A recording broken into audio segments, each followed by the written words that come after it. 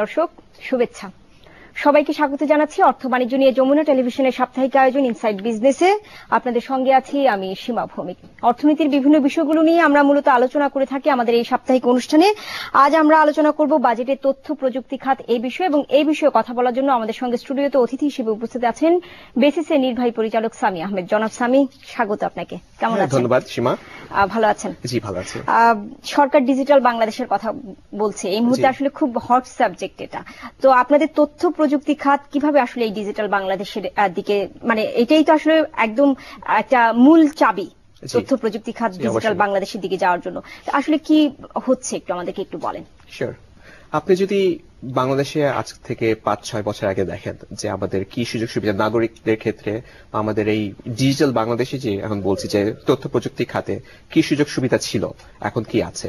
আমরা যেমন for example আমাদের ট্যাক্সের 3 নাম্বারের জন্য আমরা যে আবেদন করছি, পাসপোর্টের জন্য যে আবেদন করছি, একটা ব্যাংকের ফর্ম যে আমরা ফিল আপ করছি, বা আমরা মোবাইলে যে টাকা ট্রান্সফার করছি, এই সুযোগ সুবিধা কিন্তু আমাদের যে এখন হয়েছে সে কিন্তু আগে 5-6 বছর আগে ছিল না।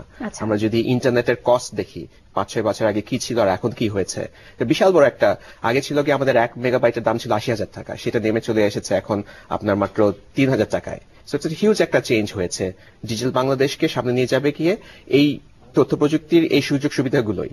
আপনি যদি দেখেন যে আমাদের আইটি খাতের এক্সপোর্ট যেটা হতো এখন থেকে 5-6 বছর আগে, আমাদের মাত্র বছরে $30 মিলিয়ন এক্সপোর্ট ছিল আইটি খাতে, সেটা এখন অলমোস্ট $250 মিলিয়ন চলে আসছে। আমাদের ইন্ডাস্ট্রিও গ্রো করছে, আমাদের অটোমেশন যেগুলো হচ্ছে সরকারের এবং প্রাইভেট সেক্টরের, সেগুলো অনেক এগিয়ে আছে। কিন্তু আমাদের যে চাইতে কিন্তু পার্শ্ববর্তী দেশ যে ভারত আছে তারা কিন্তু অনেক গুণ 4 গুণ বেশি এগিয়ে আছে আমাদের থেকে। জি। তো সেই প্রেক্ষিতে আমরা কি অনেকটা পিছিয়ে আছি না? হ্যাঁ, সেটা ঠিক আছে। আমাদের পার্শ্ববর্তী দেশ তুলনায় ইন্ডিয়া বলেন, ফিলিপিন্স বলেন, সেখানে আমরা অনেকটা পিছিয়ে আছি। আমাদের যে বিজনেস, আমাদের যে আইটি এক্সপোর্টে, আমাদের সেখানে অনেক আমরা পিছিয়ে আছি। সেখানে আমাদের অনেক কাজ করার রয়েছে এবং আমরা করছি, এবং আমরা 30 থেকে 250 মিলিয়নে আসছি, যেখানে আমাদের ইন্ডিয়া হচ্ছে 80 বিলিয়ন আউটসোর্সিং এ, ওদের overall IT industry more than $100 billion. আমাদের ওভারঅল আইটি ইন্ডাস্ট্রি হয়তো $500-600 মিলিয়ন। সো আমরা অনেক পিছিয়ে আছি। নর্মালি ইন্ডিয়া থেকে আমরা অন্য খাতে 10 গুণ কমে হয়তো থাকি, কিন্তু এখানে 10 গুণ না, এখানে 10 গুণ থেকে অনেক বেশি কমে আছে। তো এখানে আমাদের অনেক কাজ করার রয়েছে। এখানে আমাদের লোকাল ইন্ডাস্ট্রি গ্রোথে অনেক সাপোর্টের দরকার আছে সরকারের পক্ষ থেকে। আপনার সঙ্গে যখন এর আগেই কথা বলছিলাম, যেটা বলছিলেন যে প্রায় 850 মতো আইটি খাতের কোম্পানি আছে যারা বেসিসের মধ্যে তালিকাভুক্ত মেম্বার হিসেবে রয়েছেন। এই খাতের আসলে চ্যালেঞ্জগুলো কি, আপনারা কি মনে করেন, কি চ্যালেঞ্জগুলো আপনারা ফিল করছেন বেশি? আচ্ছা, বেসিসে যে 850 মেম্বার কোম্পানি আছে, এখানে আসলে আইটি ইন্ডাস্ট্রি আমরা বলি আইটি এবং আইটিইএস, মানে ইনফরমেশন টেকনোলজি এবং আইটি এনেবল সার্ভিস, দুটোই আছে। সফটওয়্যার ডেভেলপও করে, সফটওয়্যার ব্যবহার করে সার্ভিসও দেয়। যেমন ফর এক্সাম্পল ই কমার্স হচ্ছে সফটওয়্যার ব্যবহার করে সার্ভিস দিচ্ছে। তো এখানে প্রত্যেকটা খাতেরই অনেক রকমের চ্যালেঞ্জ আছে। প্রত্যেকটা ই কমার্স এক রকমের চ্যালেঞ্জ আছে, আমার আইটি বিপিওতে বিজনেস প্রসেস আউটসোর্সিং যারা কাজ করছে তাদের একরকম চ্যালেঞ্জ আছে, মোবাইলের কিছু চ্যালেঞ্জ আছে। But there are certain challenges যেটা সব জায়গাতে কমন। যেমন ফর এক্সাম্পল আমার ইনফ্রাস্ট্রাকচার বলতে যে আমার ইন্টারনেট কানেক্টিভিটির যে অসুবিধাটা আছে। ইন্টারনেট কানেক্টিভিটি এখন ঢাকা শহরে হয়তো আমরা অনেক ভালো পাচ্ছি, একটা সস্তা মূল্যে পাচ্ছি, কিন্তু সারা বাংলাদেশে কিন্তু সেই ইন্টারনেট কানেক্টিভিটি সস্তা মূল্যে এখনো যায়নি। কিন্তু এখানে একটা বিষয় আছে যে সরকার কিন্তু কয়েক দফায় ব্যান্ডউইথের দাম কমিয়েছে। আপনি বললেন যে ঢাকায় আমরা সস্তায় পাচ্ছি, আসলে কি সেই রকম সস্তায় আমরা পাচ্ছি এখনো? কম্পারেটিভলি অনেক কম হয়েছে। আপনি যদি কয়েক বছর আগে দেখেন সেই তুলনায় কিন্তু অনেক কমেছে, এবং সামনে আরো কমবে। এটা আসলে it's a law of economics. আপনার যত আপনার সাপ্লাই হবে, ডিমান্ড বাড়বে, এর অনুযায়ী দামটা কমে আসবে। হ্যাঁ, ইনফ্রাস্ট্রাকচারের কিছু ব্যাপার আছে। এখন আমাদের যে চ্যালেঞ্জটা হচ্ছে আমরা মোবাইল ইন্টারনেটের উপরে ফুল আস্থা রাখতে পারবো না যদি আমরা ডিজিটাল বাংলাদেশ করতে চাই। আমাদের যে ফাইবার অপটিক কানেক্টিভিটি, আমাদের যে সেটা আমাদের ইনভেস্ট করতে হবে, তাহলে আমাদের ইন্টারনেটের ওই দামটা আরো অনেক কমে আসবে। সামনে যেহেতু বাজেট চলে আসছে, 4 জুন তো বাজেট পেশ হবে, আপনাদের তথ্য প্রযুক্তি খাতের জন্য আপনাদের প্রস্তাবনাগুলো কি? আচ্ছা, আমাদের বেশ কয়েকটি প্রস্তাব আছে। আমরা আসলে সরকারের প্রতি অনেক কৃতজ্ঞ যে আমাদের গত বছর বাজেটে আমাদের 2019 সাল পর্যন্ত আইটি খাতের ওই ট্যাক্সটা এক্সাম্পট করে দেওয়া হয়েছে, যে 2019 পর্যন্ত। আমরা রিকোয়েস্ট করেছিলাম 10 বছরের জন্য, 2024 সাল পর্যন্ত, এবং এবারও আমরা একই কথা রিকোয়েস্ট করেছি 2024 পর্যন্ত। এর মূল উদ্দেশ্য হচ্ছে আমরা যখন বাইরে থেকে ফরেন ইনভেস্টমেন্ট, আমাদের ফরেন ইনভেস্টমেন্ট দরকার আছে আমাদের আইটি খাতে। তো আমরা যখন ফরেন ইনভেস্টারের কাছে যখন আমরা যাই, তখন তারা দেখে যে আপনাদের বাংলাদেশের কি সুযোগ সুবিধা আছে, কেন আমরা আপনাদের দেশে ইনভেস্ট করব। তখন আমরা দেখি যে tax is, for example tax exemption হচ্ছে আমাদের আইটি খাতের উপর আছে একটা ওয়ান অফ দ্য। 2019 সাল আসলে it's not that much of A time, 3-4 বছর পরে লং টার্ম ইনভেস্টমেন্টের জন্য তখন 2024 হলে দে উইল থিঙ্ক, তারা চিন্তা করবে হ্যাঁ না ঠিক আছে এখানে আমরা হয়তো ইনভেস্টমেন্ট নিয়ে কনফিডেন্স আরো বাড়বে ওদের জন্য। তো সে একটা কারণে আমরা বলছি যে 2024 সাল পর্যন্ত আমাদের ট্যাক্স এক্সাম্পশন দেওয়ার জন্য আমরা ভ্যাট অটোমেশনের একটা প্রপোজ করেছি আমরা। সেটা হচ্ছে গিয়ে এনবিআর এর যত বাংলাদেশের যত কোম্পানিগুলো আছে যে ভ্যাট দেয়, বিশেষ করে 50 লাখ টাকার উপর যারা যেসব কোম্পানির যে ভ্যাট দেয় তাদের সবাইকে ভ্যাট অটোমেশন করার জন্য, এতে করে এই সিস্টেমে স্বচ্ছ হবে এবং সরকার আয় করটা অনেক বাড়বে। তো এনবিআর থেকেও সেরকম একটা ইনিশিয়েটিভ নিয়েছিল, বাট সেটা এখন থেমে আছে। তো আমরা যদি ওই ভ্যাট অটোমেশনটা করি, যে সুবিধা হবে সরকারের তো আয়কর বাড়বে, এট দ্য সেম টাইম আমাদের বাংলাদেশের যে লোকাল যে কোম্পানিরা আছে সফটওয়্যার কোম্পানি তাদেরও ব্যবসা বাড়বে। হ্যাঁ, লোকাল খাতেও সেটা অনেক ব্যবসা। বিদেশি বিনিয়োগের কথা বলছিলেন, কেমন বিনিয়োগ রয়েছে বিদেশি বিনিয়োগ এই খাতে, আইটি খাতে? বাংলাদেশকে তো আপনি হয়তো জানেন যে বিভিন্ন আর কি ম্যাগাজিন এবং ইন্টারন্যাশনাল সংস্থা বাংলাদেশকে one of the destination for next IT destination হিসাবে ওয়ান অফ দ্য টপ ডেস্টিনেশনের মধ্যে আইডেন্টিফাই করেছে। তো এরপর অনেক বিনিয়োগ এসেছে, বাট এরপর আমরা অনেক আনতে পারি। আমাদের অনেক কিছু কোম্পানি আছে যারা এখানে এসে, যেমন for example Samsung R&D, recently Accenture পৃথিবীর one of the largest business process outsourcing company, তারা বাংলাদেশে ওদের অফিস করেছে, স্যামসাং R&D আসছে। কিন্তু তারপর আমাদের আসলে আরো অনেক কোম্পানিরা আসতে পারে, ইনভেস্ট করতে পারে। কিন্তু আমাদের কিছু চ্যালেঞ্জ আছে এখানে, যে চ্যালেঞ্জগুলো আমাদের অ্যাড্রেস করতে হবে। তার মধ্যে একটা চ্যালেঞ্জ হচ্ছে ইনফ্রাস্ট্রাকচার, অবকাঠামোগত। এটা বলতে গেলে কানেক্টিভিটি, যেমন ফর এক্সাম্পল ইনফ্রাস্ট্রাকচার, বিল্ডিং যেখানে ওরা ভাড়া নিবে, ঢাকা শহরের ভাড়া অনেক হাই। বিশেষ করে ওদের যে ইনফ্রাস্ট্রাকচার দরকার সেটা আসলে ঢাকা শহরেই আছে। আমরা কিন্তু এখন ওই যে ঢাকার বাইরে যদি ফোকাস করি, ঢাকার বাইরে যদি হাইটেক পার্ক নিয়ে আমরা চিন্তা করি, সেটা ডেভেলপ করতে এখন থেকে 4-5 বছর লাগবে। কিন্তু আমার আইটি খাতে ডেভেলপমেন্ট দরকার এই মুহূর্তে, এবং এই মুহূর্তে আমার ঢাকা শহরের মধ্যে সেরকম জায়গা নাই। আমার দেশের আইটি কোম্পানিদের জন্য জায়গা নাই, আমার বিদেশি আইটি কোম্পানিদেরকেও জায়গা দেওয়ার মতো জায়গা নাই। এই সম্পর্কে আপনারা কোনো প্রস্তাবনা কি দিয়েছেন? জি, আমাদের বেশ কয়েকটা প্রস্তাবনা আছে। আইসিটি ডিভিশনও আসলে আমাদেরকে হেল্প করছে এই ব্যাপারে, কিভাবে করে।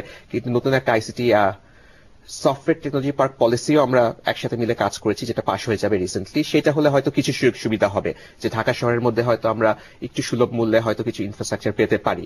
কিন্তু তারপর আমরা যদি এখানে সরকারের সাথে মিলে কিছু, আমরা যদি ঢাকা শহরের জায়গা আমরা যদি অ্যালোকেট করতে পারি, যেখানে এরকম সফটওয়্যার টেকনোলজি পার্ক বা হাইটেক পার্ক করা যায়, যেখানে দেশি কোম্পানিরাও একটা সার্টেন সস্তা মূল্যে ওরা এখানে কাজ, মানে ওদের ভাড়া নিতে পারবে, তাদের জন্য ওটা লাভ হবে। বিদেশি ইনভেস্টমেন্টও তখন এসে ওরা বলবে যে হ্যাঁ ঠিক আছে আপনাদের এখানে আমরা বিনিয়োগ করতে পারবো। কারণ ইন্ডিয়া, ফিলিপিন্স এবং অন্যান্য দেশে যেসব জায়গায় ওরা বিনিয়োগ, যে এলাকাগুলোতে ওরা অফিস করে, সেখান থেকে ঢাকা শহরের ভাড়া বেশি। সেটা হলে তো ওরা আসবে না, বাংলাদেশে আসতে চাবে না, ইনভেস্ট করতে চাবে না।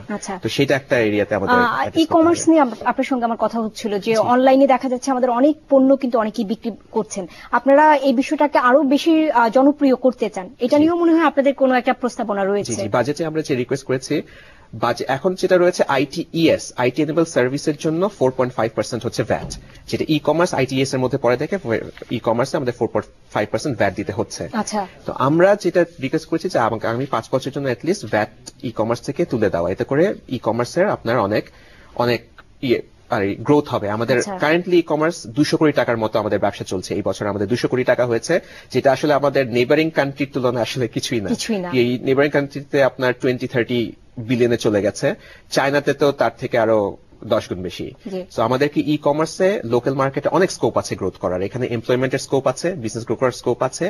এই ভ্যাটটা উঠিয়ে দিলে কম্পিটিটিভ প্রাইসে এবং অনেক প্রমোশন করতে পারবে ই কমার্স কোম্পানিগুলো। আপনি বলছিলেন যে অনেক কোম্পানি হয়তো তারা তাদের এই জিনিসগুলো দিবে, যদি ভ্যাট না থাকে হয়তো জিনিসটা অনেক কম দামে দিতে পারবে। কম দামে দিতে পারবে, প্রমোশন করতে পারবে, যার ফলে আমরা ওই অ্যাওয়ারনেস। এখন ই কমার্সের বিগেস্ট চ্যালেঞ্জ হচ্ছে কি, জনগণ সবাইকে আমাদেরকে জানাতে হবে যে ই কমার্সে ট্রানজাকশন করা বা কেনা বেচা করাটা কত সোজা।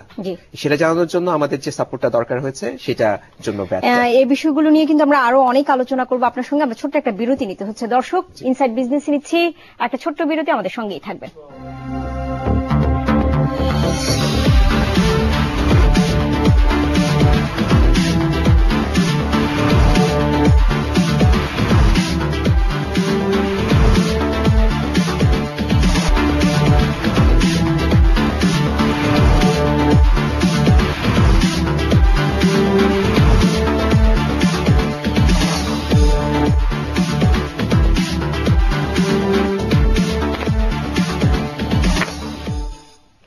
দর্শক, আবারও স্বাগত ইনসাইড বিজনেসে। আপনাদের সঙ্গে আছি সীমা ভৌমিক। আজ আমরা আলোচনা করছি তথ্য প্রযুক্তি খাত বাজেটে কেমন ভূমিকা রাখতে পারে, এবং আমাদের সঙ্গে স্টুডিওতে অতিথি হিসেবে উপস্থিত আছেন বেসিসের নির্বাহী পরিচালক সামি। আমরা কথা বলছিলাম যে স্থানীয় সফটওয়্যার বাজারে আমরা যদি আমাদের অংশীদারিত্বটা বাড়াতে চাই, সেই বিষয়ে আসলে কি করা উচিত? জি জি, থ্যাংক ইউ সীমা। আমাদের লোকাল মার্কেটে, স্থানীয় যে বাজারে আছে, এখানে আমাদের আসলে আমাদের স্থানীয় মার্কেটে আমাদের সফটওয়্যার কোম্পানিকে শক্তিশালী করতে হবে। আমাদের বাংলাদেশে আমরা যে আইটি খাতে যে এক্সপোর্ট যে আমরা করতে চাই, আমরা যে গ্লোবালি গিয়ে যে কম্পিট করতে চাই, সেই স্কিলটা কিন্তু ডেভেলপ করবে আমার লোকাল মার্কেটে কাজ করে করে। এখন আমার লোকাল মার্কেটে অংশীদারিত্ব বাড়ানোর জন্য গভর্নমেন্টের যে প্রজেক্টগুলো আছে সেগুলো আমার লোকাল কোম্পানির কাছে দিতে হবে, আমার লোকালি দিতে হবে।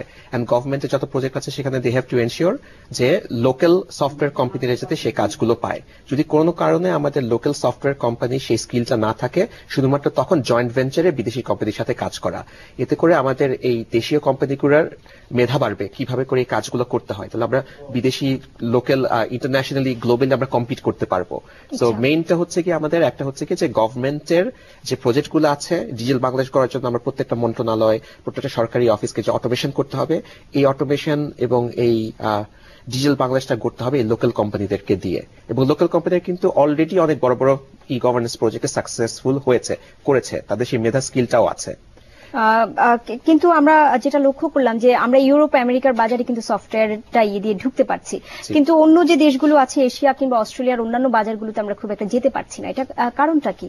না, এখন আসলে আমরা আগে ট্রাই করি নাই। আগে প্রথমে আমরা ওই নর্থ আমেরিকা, বিকজ আইটি তো আপনার বলতে গেলে আপনার ওই নর্থ আমেরিকান মার্কেট থেকে আমাদের আসলে শুরু হয়েছে। নর্থ আমেরিকাতে এক্সপোর্ট করা, তারপর ইউরোপে এক্সপোর্ট করা। ইউরোপে এক্সপোর্ট করার কারণ ইউরোপের সাথে আমাদের অনেক গভর্নমেন্টের সাথে প্রজেক্ট আছে যেখানে তারা আমাদের দেশীয় আইটি কোম্পানিগুলোকে সেই মার্কেটে নিয়ে যেতে সাহায্য করেছে, যে কারণে ইউরোপ মার্কেটটা অনেক বড় হয়েছে।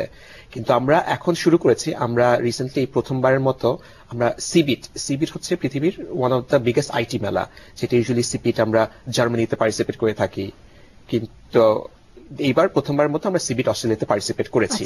তো এই বছর প্রথম পার্টিসিপেট করেছি দেখার জন্য অস্ট্রেলিয়ান মার্কেটটা আমাদের জন্য কিরকম এবং আগামীতে যাওয়া যায় কিনা, আগামীতে ভবিষ্যতে হয়তো। অস্ট্রেলিয়াতে সুবিধা হচ্ছে কি ল্যাঙ্গুয়েজ, ওরা ইংলিশে কথা বলে, আমরা ইংলিশ পারি। জাপান হচ্ছে একটা বড় মার্কেট যেখানে আমরা শুরু করেছি। আমরা রিসেন্টলি একটা জাপানে একটা আইটি ফেয়ারে গিয়েছি, আমাদের একটা business to business match making session. Japan থেকে 12টা কোম্পানি আসছিল, আমরাই অর্গানাইজ করেছিলাম। দেশি 30টা কোম্পানির সাথে তাদের একটা মিটিং আয়োজন করেছি, তাদের সাথে ম্যাচ মেকিং করেছি এবং সেখান থেকে 2-3টা পার্টনারশিপও গ্রো করেছে। আমরাও যাচ্ছি জাপানে এরকম বিটুবি ম্যাচ মেকিং করার জন্য। কিছু আগে একটা বড় মেলাতে আমরা পার্টিসিপেট করেছি। তো জাপানিজ মার্কেট আমাদের বিশাল বড় একটা টার্গেট। জাপানের অসুবিধা হচ্ছে ল্যাঙ্গুয়েজ, অবভিয়াসলি জাপান জানতে হবে, কিন্তু সেটা নিয়েও কিন্তু অনেক প্রোগ্রাম বাংলাদেশে শুরু হয়ে গেছে, জাপানিজ ল্যাঙ্গুয়েজের প্রোগ্রামগুলো শুরু হয়ে গেছে। তো আমরা হয়তো খুব শীঘ্রই জাপান মার্কেটেও আমাদের সেই প্রেক্ষিতে আসলে আপনার কাছে জানতে চাই যে দক্ষ মানব সম্পদ তৈরিতে সেক্ষেত্রে আপনারা তাহলে কেমন ভূমিকা পালন করছেন? বেসিস এই দক্ষ মানব আসলে আমাদের ইন্ডাস্ট্রিতে অনেক কোম্পানি আছে যারা ট্রেনিং গুলো প্রোভাইড করে থাকে, কিন্তু স্ট্যান্ডার্ড ট্রেনিং তৈরি করার জন্য ইন্ডাস্ট্রি নিড অ্যাসেসমেন্ট করে কি দরকার আছে সেরকমের জন্য আমরা অলমোস্ট 5 বছর আগে business institute of technology management BITM আমরা বেসের আন্ডারে করি। এবং রিসেন্টলি আমরা ফাইন্যান্স মিনিস্ট্রির সাথে এডিবি ফান্ডেড এবং আরো কিছু ডোনারের ফান্ডে একটা বড় প্রজেক্ট, 3 বছরে আমরা 23,000 মানব সম্পদ তৈরি করব আইটি ইন্ডাস্ট্রির জন্য। সেই প্রজেক্ট আমরা শুরু করে দিয়েছি, অলরেডি আমাদের ট্রেনিং শুরু হয়ে গেছে। এখানে যারা শুধু আইটি গ্রাজুয়েট না, আইটি ছাড়াও আইটির বাইরেও অনেক সাবজেক্ট আছে। গ্রাফিক ডিজাইনের জন্য যেমন আপনার আইটি হয়তো গ্রাজুয়েটের দরকার পড়ে না, গ্রাফিক ডিজাইন ট্রেনিং এর জন্য ইন্ডাস্ট্রিতে, আইটি ইন্ডাস্ট্রিতে যেসব খাতে আমার দরকার আছে সেই ট্রেনিং গুলো আমরা এই প্রজেক্টের মাধ্যমে প্রোভাইড করছি ফ্রি অফ কস্ট। আচ্ছা, আপনারা বলছেন যে আপনারা 2018-র মধ্যেই কিন্তু জিডিপিতে 1% মতো অবদান রাখতে চান, সেটা কিভাবে আপনারা কেমন প্ল্যান করছেন যে কিভাবে এটা আসলে অর্জন করবেন? আমাদের 2014 সালের প্রথমে আমরা ওয়ান বাংলাদেশ ভিশন আমাদের ডিক্লেয়ার করি। এটা আসলে ডিজিটাল বাংলাদেশের 2021-এর যে গোলটা আছে সেটাকে মাথায় রেখে একটা 2018 সাল পর্যন্ত আমাদের টার্গেট, যে আমি 2018 সাল পর্যন্ত যে টার্গেট রিচ করতে পারি আমরা 2021 সালের হয়তো বেশি দূরে থাকবো না। তো সেই অনুযায়ী আমাদের 4টা পিলার। একটা হচ্ছে কি আমাদের এক্সপোর্ট, আমরা বলেছি আমাদের যে কারেন্ট এক্সপোর্ট $250 মিলিয়ন, এটাকে আমরা $1 বিলিয়ন নিয়ে যাব বাই 2018 সাল। আমাদের আইটি ইন্ডাস্ট্রিতে এবং আইটি খাতে মানে ওভারঅল সারা বাংলাদেশে আমরা এখন আমাদের ক্যালকুলেশন আছে অলমোস্ট 2.5 লাখ মানুষ কাজ করছে, সেটাকে আমরা 10 লাখে নিয়ে যাব। 10 লাখ মানুষ প্রফেশনাল এই আইটি খাতে কাজ করবে বাংলাদেশে মার্কেটে। এবং আমাদের ইন্টারনেট কানেক্টিভিটি, আমাদের আপাতত ইন্টারনেট কানেকশন আছে অলমোস্ট 4 কোটি মানুষের হাতে ইন্টারনেট কানেক্টিভিটি আছে, সেটাকে আরো বাড়িয়ে দিবেন আপনারা। 2000 প্রত্যেক বছর 1 কোটি করে মানুষের আমরা বাড়ানোর জন্য উদ্যোগ নিব। আচ্ছা, পুঁজিবাজারে আসার জন্য আমরা লক্ষ্য করেছিলাম যে ইদানিংকালে স্মল ক্যাপ মার্কেটের কথা বলা হচ্ছে, মোটামুটি আইটি খাতে যে কোম্পানিগুলো আছে সেগুলোর জন্য এই মার্কেটটা তৈরি করা হচ্ছে। আপনাদের এখন পর্যন্ত ডিএসসি বা বিএসসির সঙ্গে কথাবার্তায় আসলে কতটুকু কি বিষয়গুলো চূড়ান্ত হয়েছে, একটু ছোট্ট করে বলবেন? হ্যাঁ, আচ্ছা, আমরা আমাদের ওয়ান অফ দ্য রিজন যে কারণে আমাদের আইটি কোম্পানিগুলো একটা পর্যায়ে, অনেক আইটি কোম্পানি বড় হয়েছে কিন্তু একটা পর্যায়ে হয়ে ওরা দেয়ার স্টাক বিকজ অ্যাক্সেস টু ফাইন্যান্সটা নাই। আমরা স্কেল আপ করার জন্য দরকার হচ্ছে অ্যাক্সেস টু ফাইন্যান্স। তো তার জন্য আমরা ওই পুঁজিবাজারে ঢোকার জন্য স্মল ক্যাপ নিয়ে কথা বলছি। সম্ভবত এই বছরের মধ্যে আমাদের ওই স্মল ক্যাপের পলিসিটা হয়ে যাবে এবং শীঘ্রই আমরা চলে আসব। আমরাও আশা করছি যে খুব দ্রুত আপনারা পুঁজিবাজারে আসবেন এবং এই বাজারটা আরো বেশি ফ্লারিশ করবে। জি, আপনাকে অনেক ধন্যবাদ জনাব সামি আহমেদ আমাদের সঙ্গে আজ ইনসাইড বিজনেসে যুক্ত হওয়ার জন্য। ধন্যবাদ আপনাকে। জি দর্শক, এই ছিল আজ ইনসাইড বিজনেসের আজকের আয়োজন। আগামী বৃহস্পতিবার সন্ধ্যা 6:30 আবারও দেখা হবে। সবাই ভালো থাকবেন এবং যমুনা টেলিভিশনের সাথেই থাকবেন।